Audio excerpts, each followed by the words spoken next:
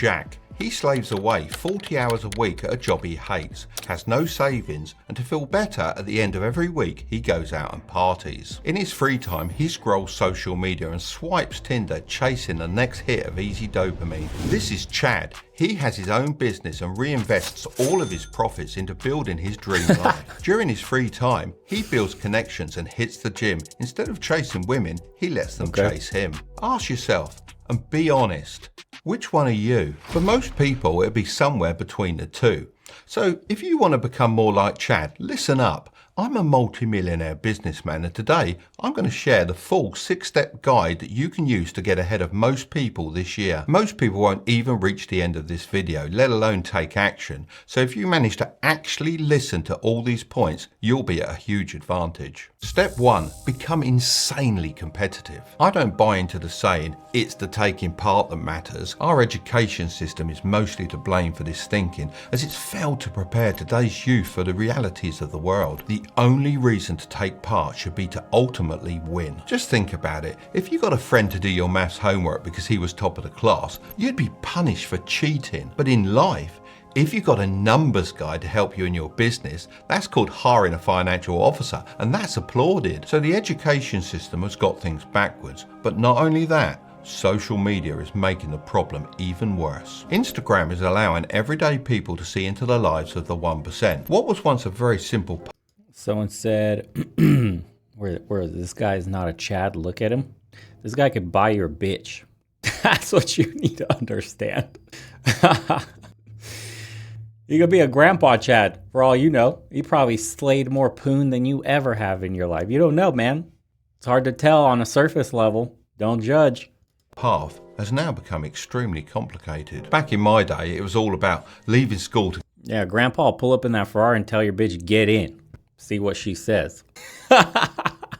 Get a job, which would allow me to buy a car, helping me to attract a woman, and after that, of course, buying a house and finally starting a family. Now, I veered off the path quite a lot as I chose to quit my job and start a business, but that was much rarer in my day. Nowadays, if a man isn't successful, then he's pretty much invisible.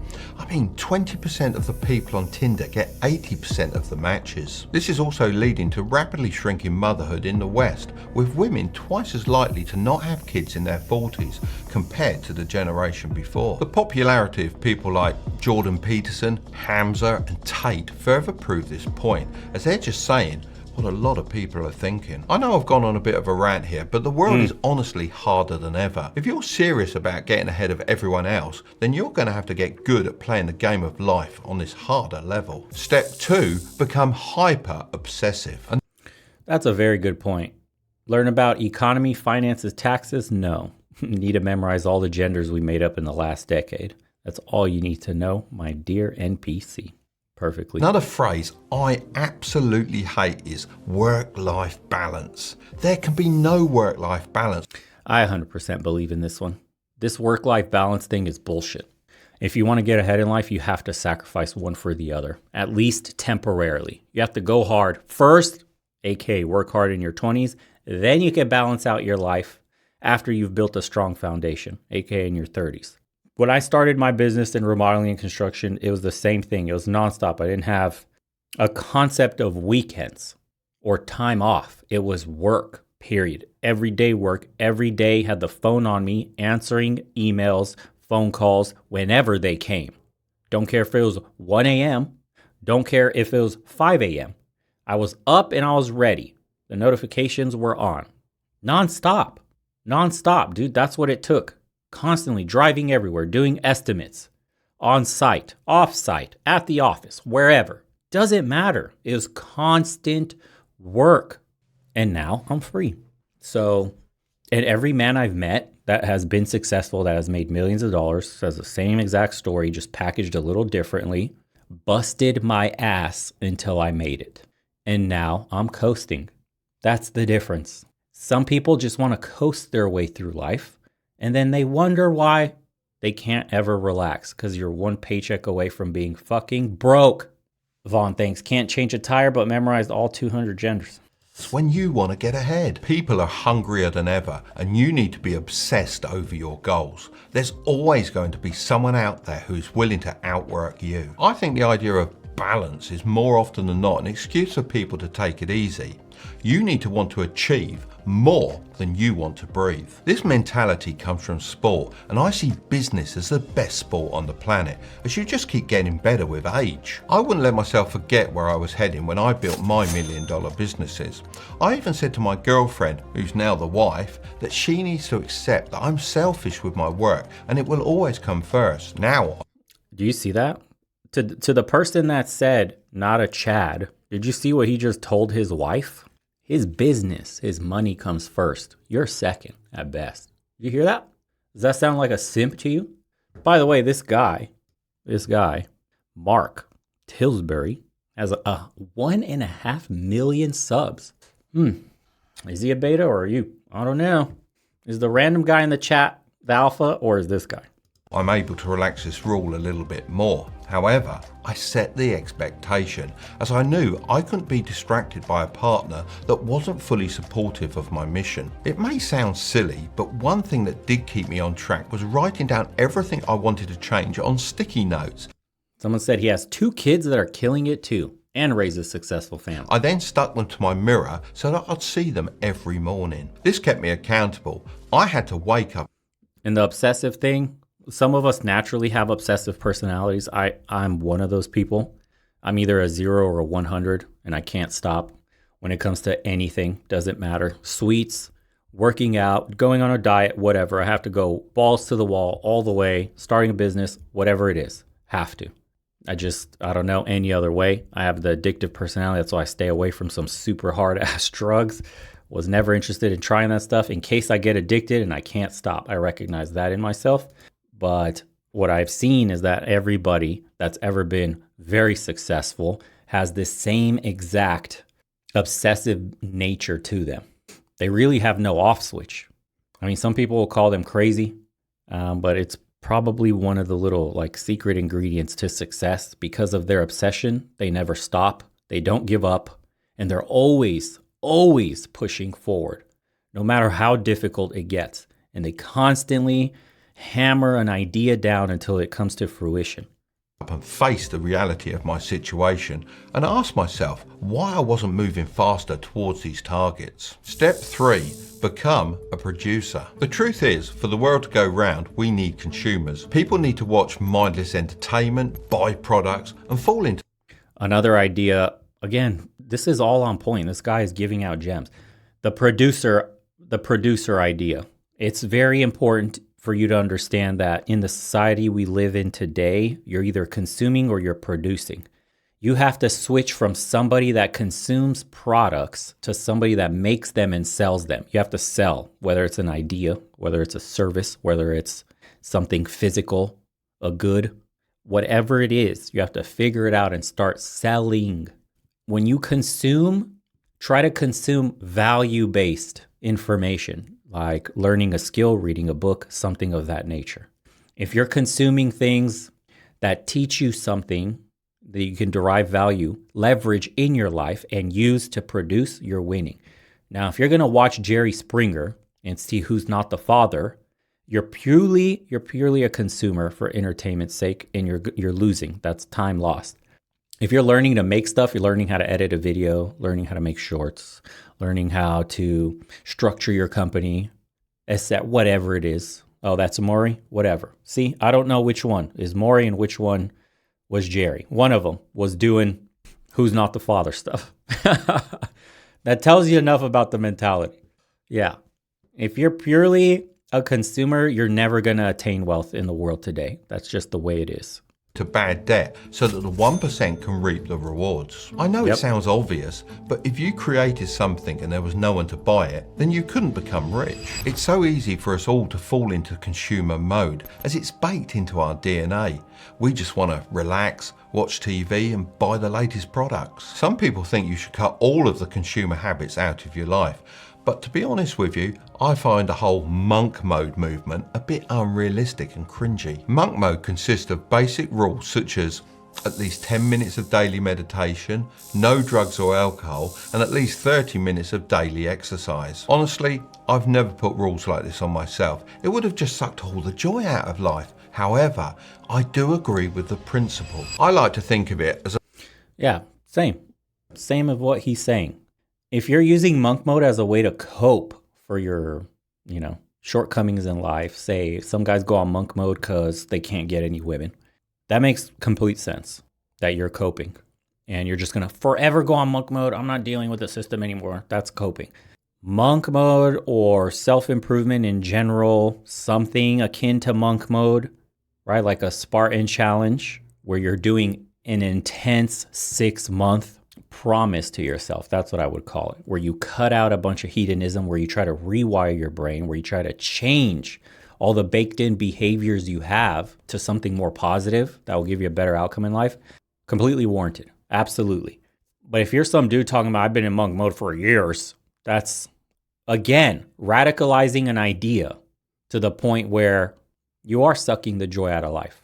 You're only supposed to do this stuff for a little bit at a time, in a sense of like going hardcore, no alcohol, no drugs, no sex, no this, no that, because you're trying to wean yourself, not even wean yourself, cold turkey off every hedonistic propensity that you have built into you since you were a kid, like video games, like porn, like all this stuff.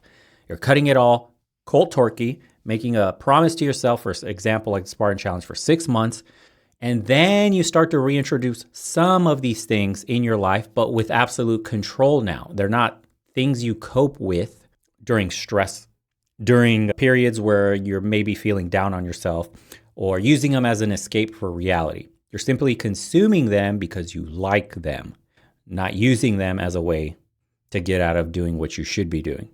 A sliding scale with producer on one end and consumer on the other. I've always aimed to slide my scale more towards the producer end of the spectrum. When I was younger, I gave up the things I wasn't too worried about, such as parties with people I wasn't that close to. Instead, I'd use that time to work on my product designs. Even if you're able to push your scale just a little bit towards the producer end, then you will get ahead of most people, as they aren't even aware they go through life fully on consumer mode. Step 4. Become better at asking questions. Lots of videos like this will say, find a mentor. However, they're very vague about how to actually do that. The secret lies in the questions you ask. When I was a kid, I loved model aeroplanes. I didn't stop asking my dad about them, so he took me to a model flying club. The members at the club loved my enthusiasm, and one of them, a successful businessman called David, took me under his wing. He would give me tips and tricks to make my models fly even. Someone said it's ironic because we're all consumers now, no, I'm consuming with you right now. I'm consuming this. I could be offline doing other things in real estate right now, or being at the gym working out. Better. I'd implement them, and then he'd give me even more the following week. As I got older, his advice slowly shifted into business tips, and I applied the same principles of listening and taking action. Right, there's something I want to clear up. There is such a thing as a bad question. Anyone that says otherwise is mistaken. Yeah, and then we have people that are listening at the gym right now, at work right now. There's people just working. We got truckers here that are driving currently, just has this playing. So there are people doing stuff while they're listening. Good for you. Yeah, working out. There you go. Working out while watching. Boom. There you go. Take this question, for example. Now, if you spent the whole day sitting on your ass, or you woke up late, or you're not doing shit at all, haven't even went to the gym, haven't eaten clean, haven't done shit, and you're putting off stuff, procrastinating, and now you're tuning in here just watching. See, someone's cooking their meal prep, driving right now. There you go. If you're truly not doing shit right now, you need to get off the stream for your own damn good. If you want to keep listening, then you need to go do something right now. Fucking put your earbuds on and go for a walk around the neighborhood. You can't be sitting on your ass if you haven't done anything today. Samuel, currently at work while listening. There you go. Yeah, just don't be reading the chat. Don't be a tard. Just listen. Can I ask you for some advice? My Instagram messages are full of questions like this, and they never get a reply. Here's why. When you're messaging an extremely busy person, the last thing you want to do is create more work for them. If I was to reply to all those messages, then I'd start hundreds of new conversations. I'll then have to follow up after they replied with their actual question. So I've made a rule to only answer the people that ask clear and concise questions. I suspect a lot of other successful people have similar rules, so the quality of the questions you ask will determine whether or not they help. Perfect example earlier in the stream that those are still here. Remember when the guy asked, what side businesses should I do? Better questions. You see what I mean? Help you. On top of this, if you ask someone for advice and then don't take action, the next time you need advice, they aren't going to waste their time. However, be careful, as there's a lot of fake mentors and gurus out there. Yep. So you need to be very careful who you take advice from. Not everyone has your best interests at heart. Again, true. He's nailing it. Probably already worth millions. Dude doesn't give a fuck. His kids are already grown, apparently doing well. He's got a successful channel. You're just spitting facts of life. Be careful when you see guys giving you advice on shit and then you find out they got a secret wife and they're taking care of that wife's kids, or they're telling you that any woman over a certain age ain't shit. Then you're dating a 40-plus-year-old and taking care of her whole ass kid. Interesting. Or that other dude that was like secretly cucked out to his wife, writing articles about that shit. Who was that? Oh my God. Pathetic, dude. It's all here to make money. You just hear it in the way they talk, how they relate their experiences. Imagine that all you've ever had experience with was smashing single moms or beating your own meat. You have no experience with it. And then you finally got a little bit of clout, a little bit of YouTube money, a little bit of visibility. And now you get a little bit of puss too. And now you're an expert. Gross. Just remember, a fake mentor doesn't have experience in doing what they teach. A real one does. Step 5, become immune to net worth. Look, I'm just going to say it. Net worth means nothing. Bear with me on this one. In my opinion, getting ahead of everyone else isn't just to do with how rich you are. It's about the skills, the knowledge, and the confidence you acquire while you're building your empire. Someone could have bought Shiba Inu in the last crypto bull run and cashed out billions. This doesn't mean they know anything useful and how to actually replicate that success. The exact same goes for lottery winners. They often lose all the money they won very rapidly as they Poor is the mentality. Even when you hand poor people millions of dollars, they lose it all. became rich because of a shortcut, not the skills that they developed. Some industries are much tougher than others. So in many cases, an entrepreneur worth $10 million may actually be a better businessman than a Silicon Valley tech entrepreneur worth $100 million. This is why you really shouldn't be measuring yourself based on net worth. I understand why people do it. It's an easy way to compare success. However, there is much more to being ahead of everyone else than the size of your bank account.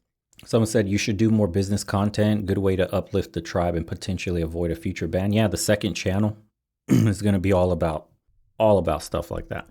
I have the mobile setup ready, and then we'll be in Eastern Europe by the end of the month, no later. And we're going to be doing a lot of walking and talking streams, a lot of episodes on the second channel where we talk about stuff like that. It's all planned, man. Trust me. The Tribe of Men channel itself will be mostly live streaming, and then anything male related in the culture and conversation, articles, stuff like that. But that second channel is going to be straight self-improvement. Everything I learned along the way, continue to learn, bring other people in that know way more than me in other aspects, other businesses. Step 6, become less awkward with money. Every dollar that you spend, someone else is earning.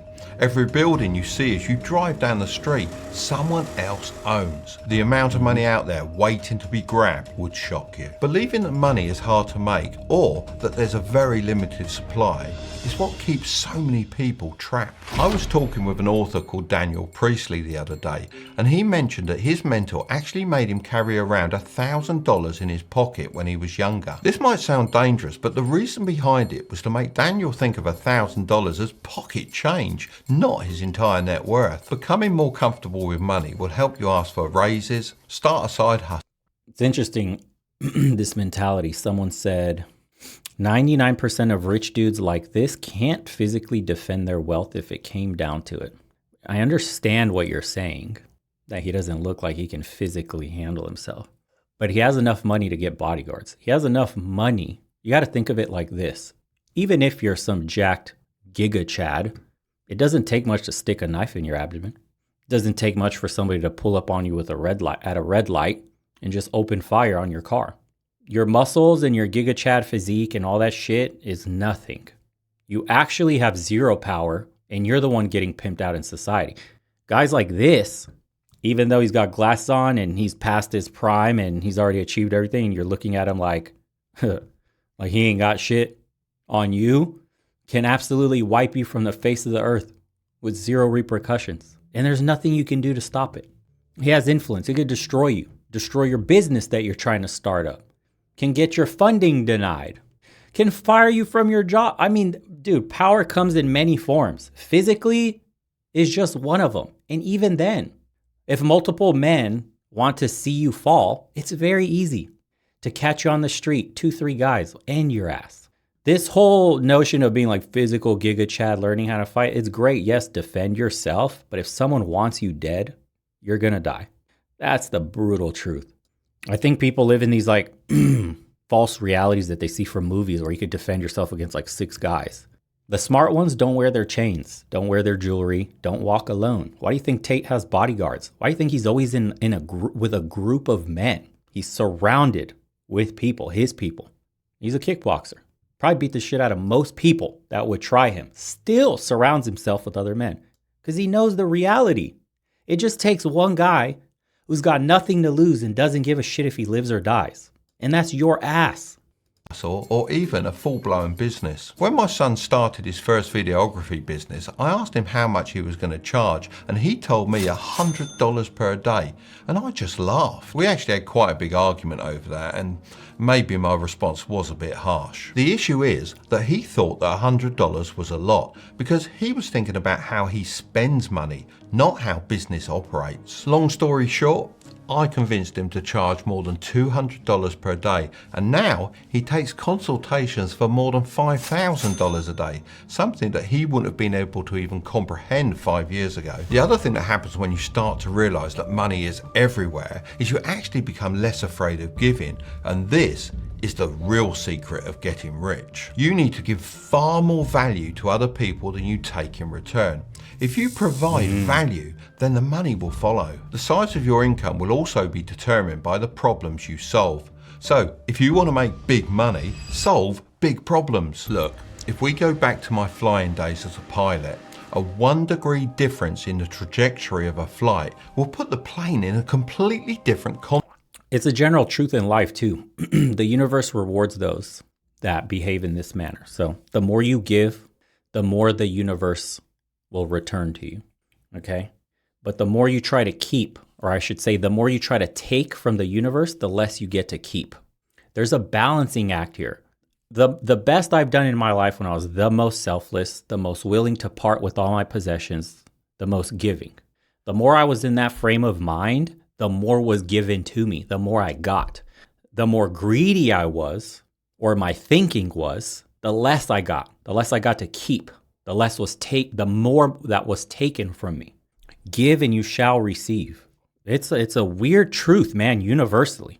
Continent after a day of flying. The same is true for getting ahead of everyone else. Making a small adjustment now and sticking with it will mean that you end up in a far better place than you were originally heading. Well done for making it this far, and if you did, then leave a comment saying, I'm in the club. So it was a dope video. Just some life tenets he's talking about. Mark Tillsbury, for those wondering, it's right here. Someone saying that karma theory doesn't track well with evidence of the 1% staying where they are, not giving anything. Yes and no. If you track where the wealth started, someone mentioned McDonald's. Like, who's the founder of McDonald's? Mr. McDonald. What did he start with? How was his business built? Where were the first franchises like? Whatever it's morphed into now, the amalgamation of like a soulless corporation, sure, no shit. It's entrenched now. And dirty money in politics and all that gatekeeping, and of course it's going to stay ahead.